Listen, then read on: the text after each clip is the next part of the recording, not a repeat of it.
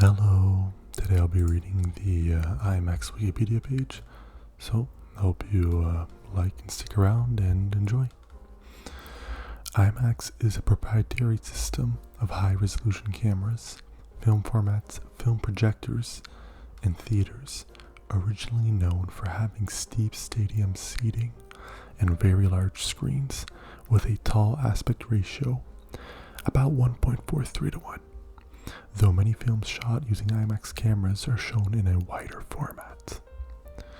Graham Ferguson, Roman Quator, Robert Kerr, and William C. Shaw were the co-founders of what would later be named IMAX Corporation in September 1967, and they developed the first IMAX theater projection standards in the late 1960s and early 1970s in Canada.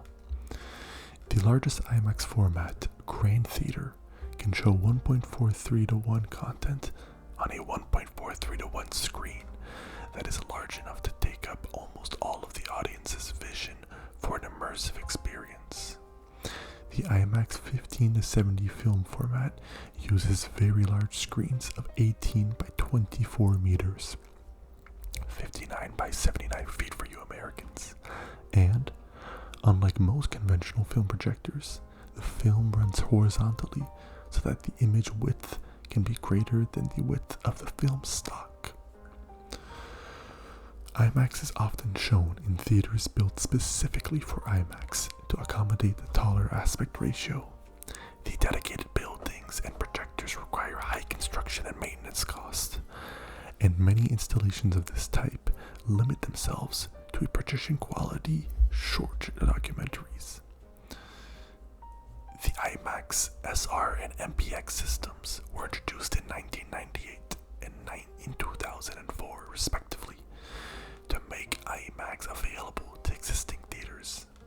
The SR system features slightly smaller screens than GT theaters, though still in purpose-built auditoriums, with a 1.43 to 1 aspect ratio. The MPX projectors were solely used to retrofit existing multiplex auditoriums with wider screens, losing much of the quality of the GT experience. IMAX Digital 2K and IMAX with Laser 4K were introduced in 2008 and 2014 respectively. Both technologies are purely digital and suitable to retrofit existing theaters. And so, the history. Multi-Screen Corporation.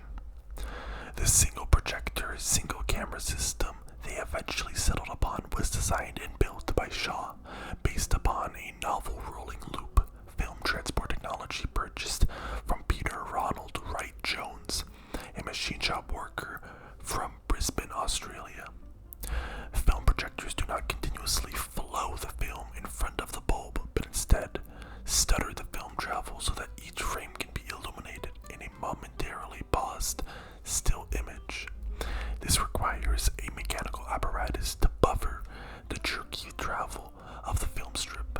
The older technology of running 70mm film vertically through the projector used only 5 sprocket perforations on the sides of each film frame. However, the IMAX method used 15 perforations per frame. The previous mechanism was inadequate to handle this intermittent mechanical movement that was 3 times longer, and so Jones' invention was necessary for the novel IMAX projector method, which is its horizontal film feed. As it became clear that a single large screen image had more impact than multiple smaller ones, and a more viable product direction, Multiscreen changed its name to IMAX. Co-founder Graham Ferguson explained how the IMAX name originated. The incorporation date of the company was September 1967. The name change came a year or two later.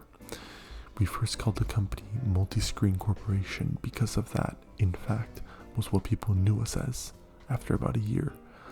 Our attorney informed us that we could never copyright or trademark Multivision. It was too generic. It was a descriptive word. The words that you can copyright are words like Kleenex or Xerox or Coca-Cola. If the name is descriptive, you cannot trademark it, so you have to make up a word. So, we were sitting at a lunch one day at a Hungarian restaurant in Montreal, and we worked out a name on a placemat on which we wrote all the possible names we could think of. We kept working with the idea of the maximum image, we turned it around and came up with Imax.